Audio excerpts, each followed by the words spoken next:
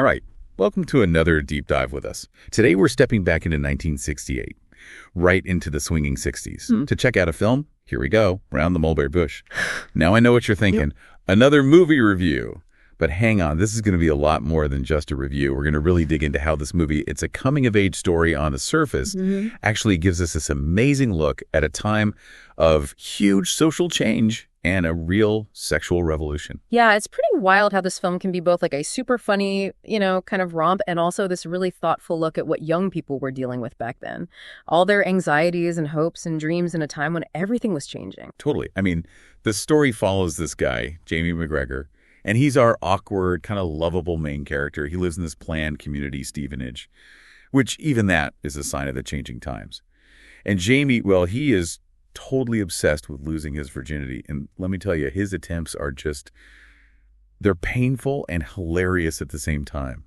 And the way he talks directly to us, the audience, breaking that fourth wall, it just makes it so much funnier and you really connect to them. Oh, yeah. That fourth wall break is so important. It's like we get to be right there in his head, seeing the world through his eyes. He's like this stand-in for a whole generation of young people. They're trying to figure out all this new freedom, and sex is a big part of that, right? I mean, think about it. This is a time when all the old rules about sex were being thrown out. And you see in the movie how Jamie's always chasing, just the physical stuff, and it always leaves him feeling kind of empty. He meets all these different women, and each one's like a different type of girl from the 60s. The free spirit, the artsy girl, the girl next door. The film is really like a visual guide to 60s fashion. The clothes, the hair, the makeup, it's all there. It's interesting, though. Some people have criticized the film because they say that female characters are a little flat. They aren't very complex. Like they only exist in relation to Jamie and his, mission. Yeah, I can see that. It definitely feels a bit, old-fashioned in that way, especially now. It reflects the way people saw men and women back then. But putting that aside for a minute, what do you think about all of Jamie's failed attempts at love? Is the film just a bunch of silly jokes, or is there something more going on underneath?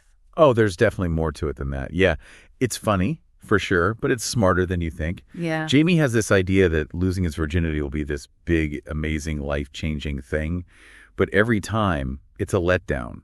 And I think that's where the film says something about this whole free love idea. Maybe it wasn't all it was cracked up to be. So it's not all just bell-bottoms and psychedelic music then? Yeah. Not at all. The film shows us that, breaking free from the old rules can be great, but it also brings new problems. It's complicated. The filmmakers knew that just having casual sex doesn't always mean you'll be happy or find real connection.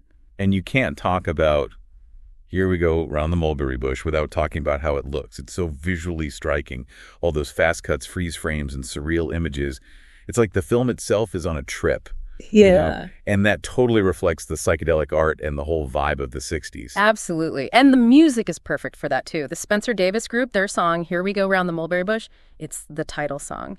And it's so catchy. It totally captures that youthful energy and rebellion that defined the era. It's more than just background music. It's like another character in the film. Right. But there's also this sense that the film isn't just celebrating young people and all that experimenting. It's also saying something about how maybe things were a bit superficial back then. And that the idea of free love, well, maybe it wasn't all it was cracked up to be. You got it. And that's where choosing to set the film in Stevenage gets really interesting. It wasn't just a random choice. Stevenage was this brand new town in Britain. They built it to be modern and progressive. It was all about breaking away from the past. But when you think about it in terms of the movie, it also shows us this tension, this clash between like these big utopian dreams and the reality of how messy social change actually is. Okay, so we have this coming of age story, but it's actually full of social commentary and critique. But what about the whole generation gap thing that was so big in the 60s? How does the film deal with that? That's another really cool part of the film. Jamie's parents, they're like this older generation, and they've got this very traditional conservative worldview. It totally clashes with Jamie and his generation's whole free love, sexual liberation thing. There's this hilarious scene where Jamie's dad tries to have the talk with him, but he uses all these gardening metaphors. It's so awkward. Oh, yeah, I remember that scene. It's so cringy, but it's also so perfect because it shows that huge communication gap between the generations. Exactly. And it makes you wonder, did they ever really bridge that gap? Yeah, it's a moment that's uncomfortable and funny at the same time, but it shows us this huge change that was happening back then. The old rules didn't work anymore, but no one really knew what the new rules were supposed to be. It's like the film is saying, hey, this free love thing, it's not always going to be easy. But hey, speaking of, let's go back to Stevenage for a minute. You said the filmmakers chose that location on purpose. Oh, yeah, absolutely. They really thought about it. Stevenage, remember, it was this planned community. It was supposed to represent all these modern ideas, progress, moving forward. It's almost like they were trying to create a utopia, a fresh start, leaving all the old traditions behind. So how does that, utopian idea clash with what's going on with Jamie? Well, if you just look at it on the surface, Stevenage seems like the perfect place for Jamie to, explore his sexuality. It's like this place where the old rules are supposed to be gone. But, and the film kind of hints at this, even in this place that's supposed to be so free, there are still limits. You can't escape societal pressures. It's like that saying, wherever you go, there you are. Even in a brand new town, you can't just run away from yourself. That's it. And that's what makes the critique in this film so smart. It's not just about this one time period. It's about something that everyone goes through, figuring out who you are and where you belong, no matter where you are in the world. And that feeling, of not knowing where you fit in, and that clash between what your parents believe and what the younger generation wants, it's like the film's visual style makes those feelings even stronger. Wouldn't you say? Totally. I mean, Clive, the director, he uses these really quick cuts, freeze frames, and all these trippy visuals, and it creates this feeling that's kind of disorienting, exciting. It's like how Jamie's feeling inside. Yeah.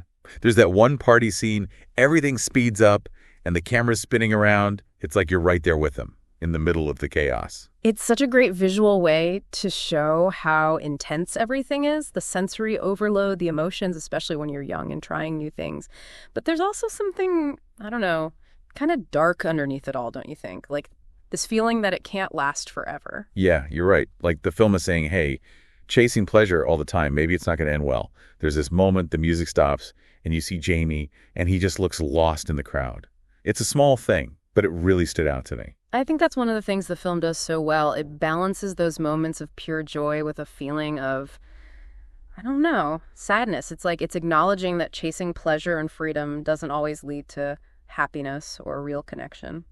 So even though the film is set in this specific time, the swinging 60s, with all that change happening, it's really about something that's universal and timeless. Exactly. Trying to find love, meaning in your life, figuring out who you are. That's something everyone goes through, no matter what time period they live in. Yeah. And it's more complicated than you think, especially when the world around you is changing so fast.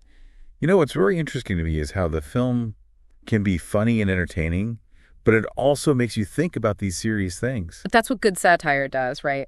It makes you laugh, but also makes you think. And here we go around the mulberry bush. It definitely does both. The humor is not just silly jokes. It's a way to show how ridiculous some of our social rules are and how confusing it is to grow up. I love the scenes with Jamie's parents. They are so awkward, so out of touch with what he's going through. Oh, they're amazing. They're like the perfect example of that generation gap. You can see that they want to understand Jamie, but they just don't get it. And it makes you realize how hard it can be to talk to your parents, even when everyone's trying their best. And it's not just the parents. The film makes fun of all sorts of social norms and expectations.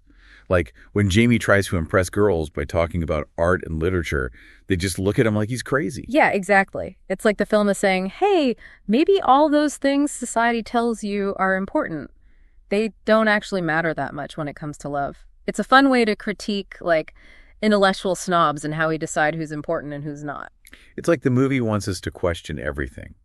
All those social rules, even our own ideas about love and relationships. But okay, let's be real, the film's not perfect. Some of the jokes feel kind of outdated now, and the way women are portrayed, sometimes it feels a little one-dimensional, Yeah, that's true. Yeah. It's important to remember that this film was made in a different time. And some things, especially, how they show relationships between men and women, might not sit well with people today. But I think it's also important to see the film in its historical context, to appreciate it as a kind of snapshot of that specific cultural moment. Yeah, I agree. It's not about saying those old attitudes were okay, but more about understanding them as part of how society has changed.